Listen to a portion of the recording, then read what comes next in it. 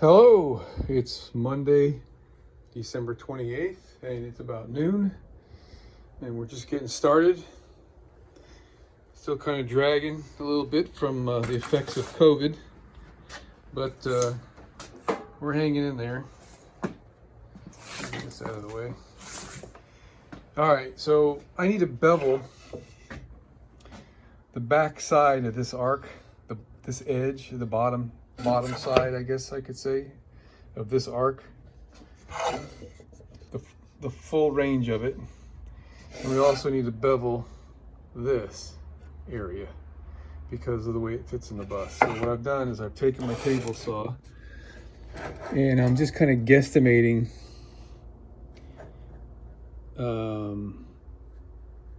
how much. I'm going to start with that. And what we're going to do, I'm going to run the table saw and I'm just going to kind of rub it like this and follow the arc around very, very lightly, of course, and use it kind of like a sander, if you will. And see how that goes. If it doesn't have too much breakout on the bottom, I think it'll be fine. I've done this before. I'm going to do the same thing on this side and just kind of glide back and forth like this. And I'll show you what that looks like. All right, so it's almost effortless to do this. All right, doesn't have to look good or anything on the underneath side.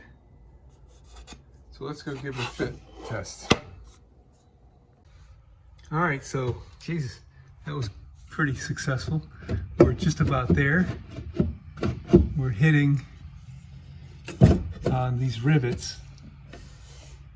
We're not going to get any closer than this surface right here. So now what I'm going to do, I'm going to mark where the rivets are a couple ways. I could just hit this with a rubber hammer and it'll dent the wood. I'll probably do that and use a pencil. And we're just about there. Next step will be adding a piece to close this gap and then deciding how I want the finish to look here. How much size do I want of this? Do I want this to start to kind of come out here like this, like that, whatever? Because this I'm going to have kind of close. And this needs a little bit of a trim here, but I'm not there yet. Looks pretty good. All right, so we're doing a test sit here. My seat has sunk.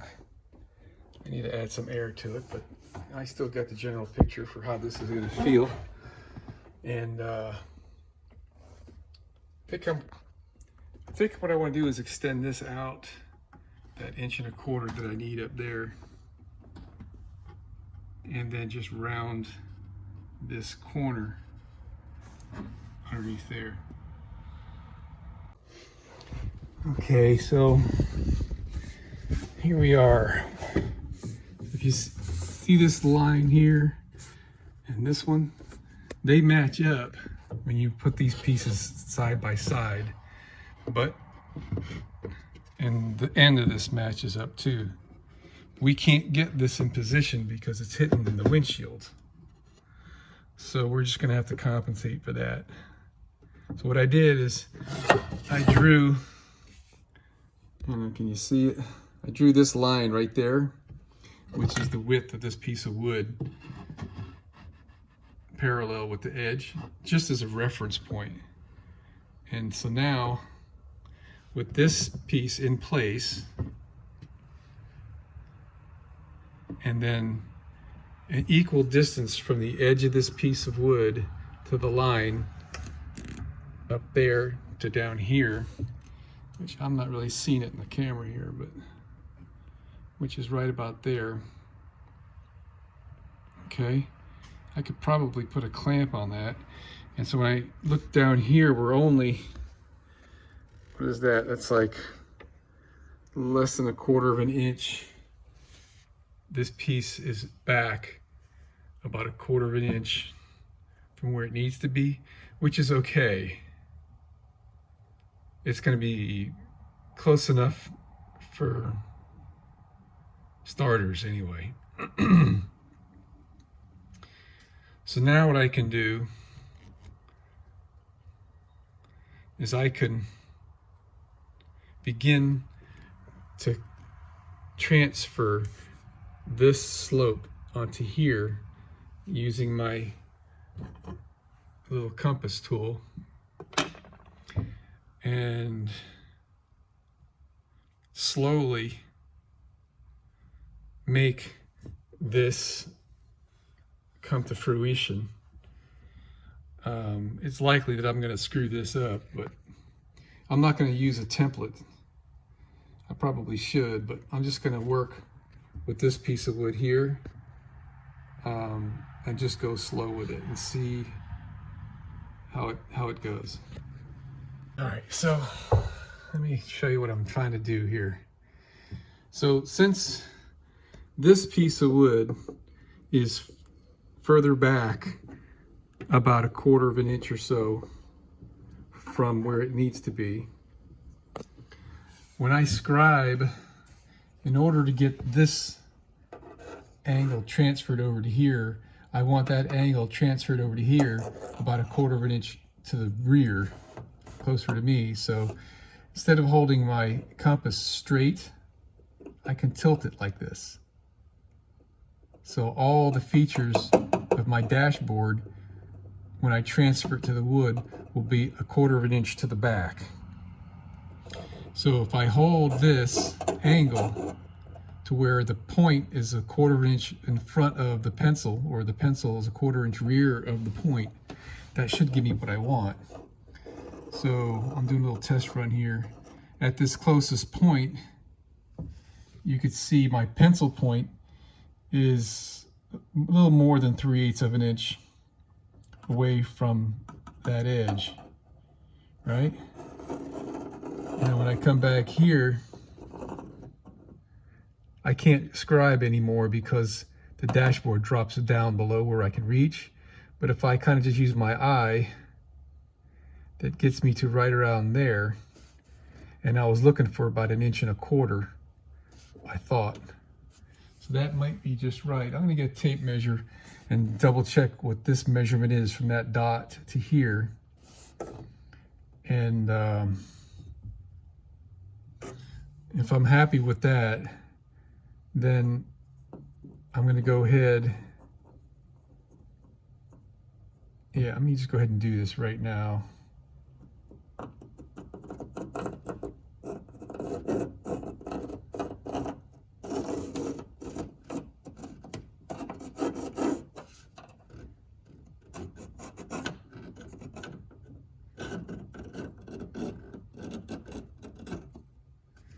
All right. So that line that I just drew ought to match that profile right there. Geez, I only have one try.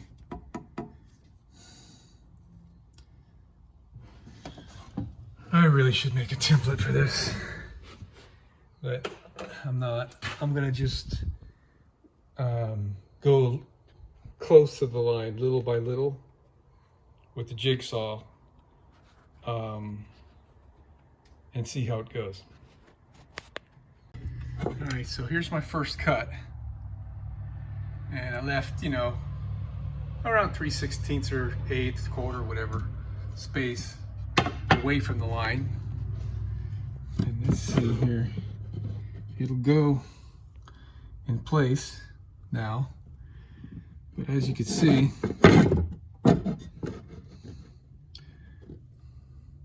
I need to trim the bottom side of this to get it to go down in there. So we may end up being right on this, right on the money there. So what I'm going to do now, I'm going to whittle away at this edge on the bottom side, but I'm not going to trim anything from the top. Top's the only thing you're going to see anyway. and trying to approximate this angle that's right there. And around this corner, we have the same kind of angle thing going on. This is leaning forward right here. So little by little, okay. So I think I've got options on how I'm gonna trim that. I gotta be careful I don't break this thing right in the middle too, but I think we'll try to with the table saw first.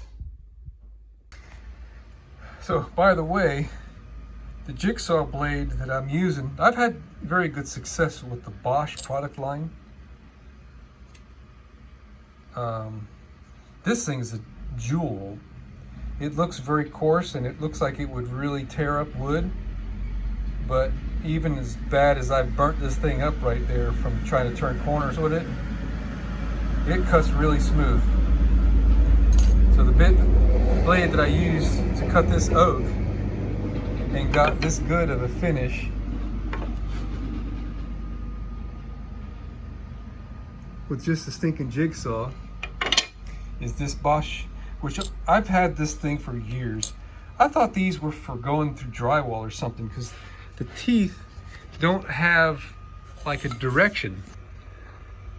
If I can hold steady here, it looks like it's designed to cut in both ways, up and down. I guess it does have a little bit of rake in the pull, not the push. But man, this thing went through that oak like it was nothing. It really, really cut well. So that's a T101AO HCS. I don't even know where I got them from. Like I said, I've had them, like I bought a kit. It came with 3 of these and 3 of another size and 3 of a third size, something like that. And first time I've ever used them, really, really impressed. All right, so here's what I'm going to try to do. I got my blade all the way up. I think I'll get a piece of scrap wood. Here's a little something, and I'm going to skim this off. You know, I could show you. I could do this with one hand just to show you guys.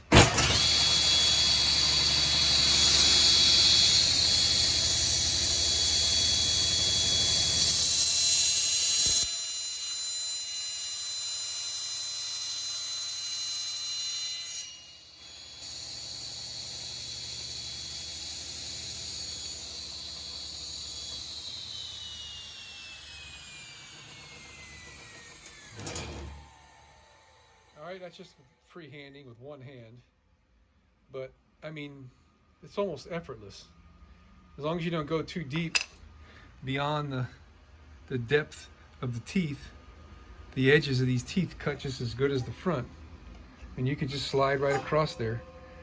And so that looks like a pretty good angle right there. I think what I'll do is go take this over to the bus. And let's see what that angle, how that kind of matches up with what we've got. Because if I want more angle, I can just lower the blade down some. Now, of course, this has got a little bit of an arc to it. But so it looks like I could use a little bit less angle, but I can't get any less angle because the blade is all the way up. So that's what it's going to be. Okay. So here we go. So it's starting to fit. And it looks like I'm going to need more right at the thinner area.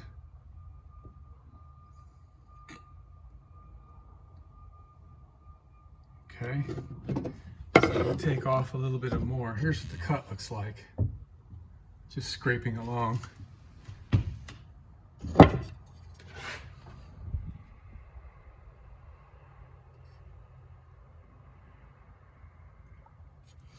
Alright, so this is going to go right about there. And I think what I'm going to do is trim more from here to about an inch past this corner right here. Get a little closer. So I'm actually trimming now. The trim is coming all the way to the top edge. I've met. My initial trim was to leave 1/8 of an inch of untrimmed wood on this face. But here you can see, right in this area, it's sharp. So I'm actually reshaping the top edge.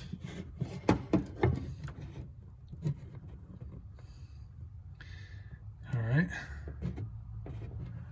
So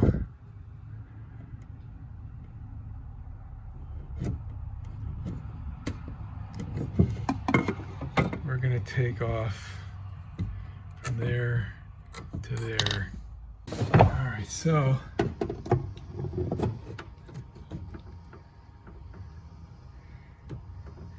I don't really like what happened here, which is fine, because I think what I'm going to do is I'm just going to take this line and follow it like this and call that done. So at this point, I think I'm going to glue these two pieces of wood together since it fits in there, and I'll finish making it look right after it's together. Now over here, I'm realizing that this is not covering that hole, so I'll probably put just a small piece of 1/4 inch, that 7mm or whatever Luan on the side to cover that, kind of follow that arc that's there, or not, just something to kind of help it out, because I don't want stuff falling down in there. It won't go anywhere except fall on the floor down there, but that'll be annoying, right? So very nice. All right, so we're getting ready to do the glue here. I got a fresh bottle of Gorilla Super Glue. This is about the best deal in town. You get a whole bottle of it. I don't know, it says 20 grams, but 0.71 ounces is quite a bit of glue for the price. You do get a better deal when you go to the hobby stores. You can get a bigger bottle for about the same price, if I recall. And you can also get that stuff on eBay. That's where I got this from. This is the accelerator spray. It says here 5 to 10 seconds. That's what I've been using to fill this bottle. This is the original stuff that I bought. So you just put a bead of this. You could put a bead of this on one side and then spray this on the other side and assemble it, and it cures really quick. I'm not going to do that because I don't want to cure that quick. What I'm going to do is I'm going to put a nice generous bead on the edge. Good, that sits flat like that, okay? And assemble this thing. I got a couple of clamps that I'm going to put lining up this edge down here. Put a couple of clamps here. This I'll just hold with my hand, because you can see it's not perfectly flat, right? There's no way I can clamp this though, because these tapers, if I'd have known, right? But there's no way I could have gotten this to fit. So it's just the way it goes. So I'm going to give this a shot. This is not flush right here, but that's what we need, because this piece is a little bit thicker than this, and that's precisely why I have this upside down, so that the top surfaces hopefully will stay nice and flush. And we're using wax paper, so this won't be glued down to the table saw. So here we go. All right, it's glued and it's wet from the accelerator spray. I flipped it over so I could spray this, and I peeled off the wax paper. These clamps are just barely snug enough. I didn't want to squeeze it so tight that it squeezed out every bit of the glue. In fact, this one's getting ready to fall off here. All right, we're going to give that a few more minutes to cure. It's hard right there. I was just holding this by hand, and I sprayed the surface. Then I flipped it over while I was still holding it. Sprayed the other surface. And this side is very even, which is nice. So I'll hit this with a belt sander. And for the most part, that line will be relatively unnoticeable, just a line. I could have done a little bit better, but hey, it's good enough. I've got the grain to match up the best that I could, orienting this, you know, this way, or that way, or that way. All right, man. That's glue. Okay, man, we got this all roughed out. It ain't perfect, but I'm happy with it, and that's all that really matters, right?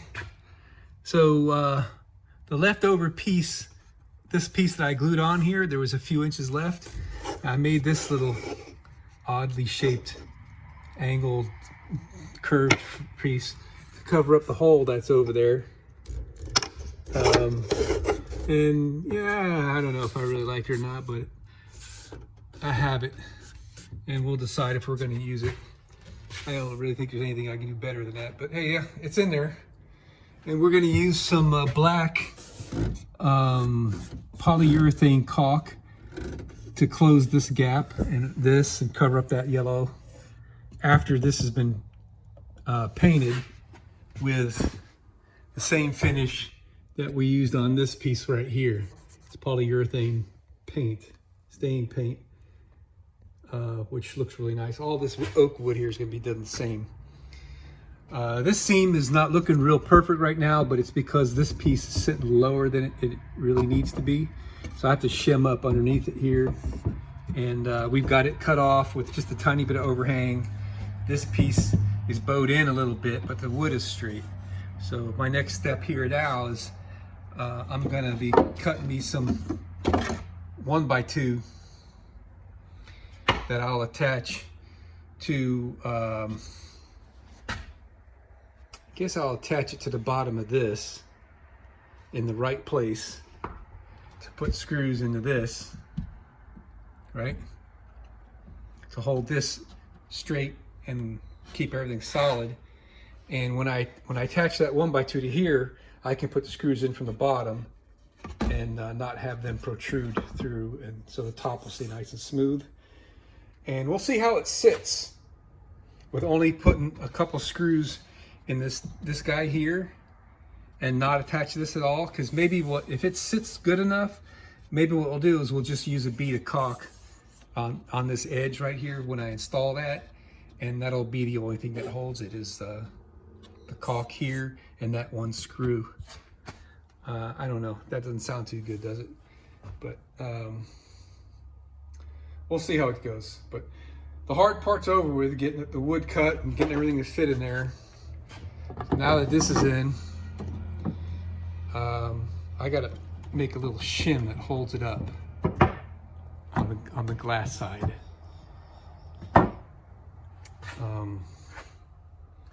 I did that intentionally. I mean, I could actually trim this off a hair, but I did that intentionally so we can get this wood up a little higher and cover that yellow paint with the caulk.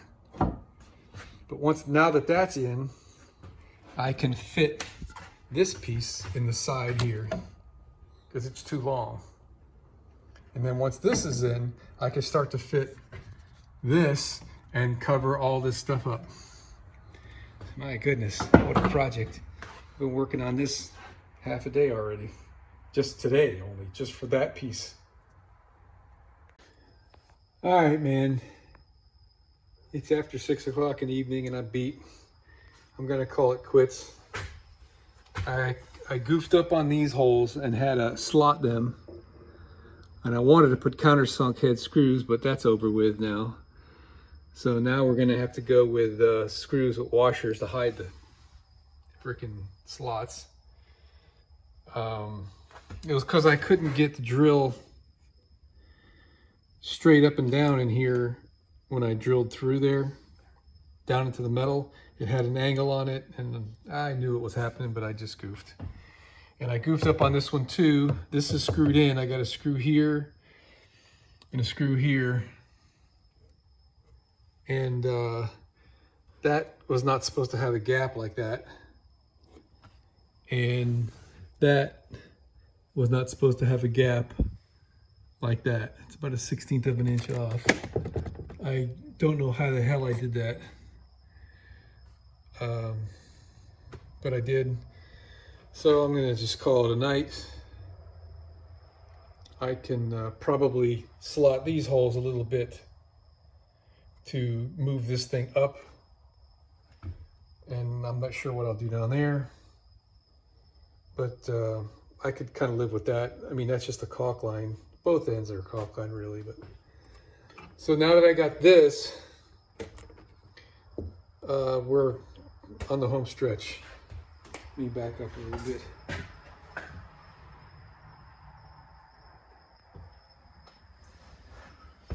All right, so this is turning out like I planned it, but I'm not too happy with how it turned out. The end grain on this plywood is going to be exposed here, so I'm probably going to have to put a cap of some nice wood on the end, maybe on both sides of this. I don't know, we'll see. And then tomorrow I'm going to start working on this thing and see how I'm going to get all that to fit. So what I did here, these are number 1024 screws. I just drilled into this in the space between the felt and the back. There's a little bit of a space back there. And I threaded the holes with a 1024 thread forming tap, which if you're not familiar with a thread forming tap, these make threads without cutting metal. And there's a special hole size you've got to use. You've got to get the right drill chart. The hole size is not listed on the tap. I can't even see the writing on the tap. There it is. So I think it was 168 thousandths is what the sheet called for. And what's nice about those is since they don't cut, they go in there like a sheet metal screw or a knurl or something. And when that threads in, it squeezes the metal and causes the hole to collapse. The threads form in from forcing the metal out. And that working of the metal makes the metal harder where the threads go through. And I chose to do that because this is only, Jesus, maybe a 1/16 or more thick. So I wanted to get the most I could with that, and they're very rigid. They're holding very nicely on there, so I'm okay with it. When this is all said and done, I'll probably put a little bead of something against the frame to help it, so we don't have to worry about that shaking loose. But all in all, hey, you know what? It's pretty nice. I'm okay with it. Hopefully tomorrow we'll be able to get a full day in and finish this whole thing off and begin working on our freaking sofa finally.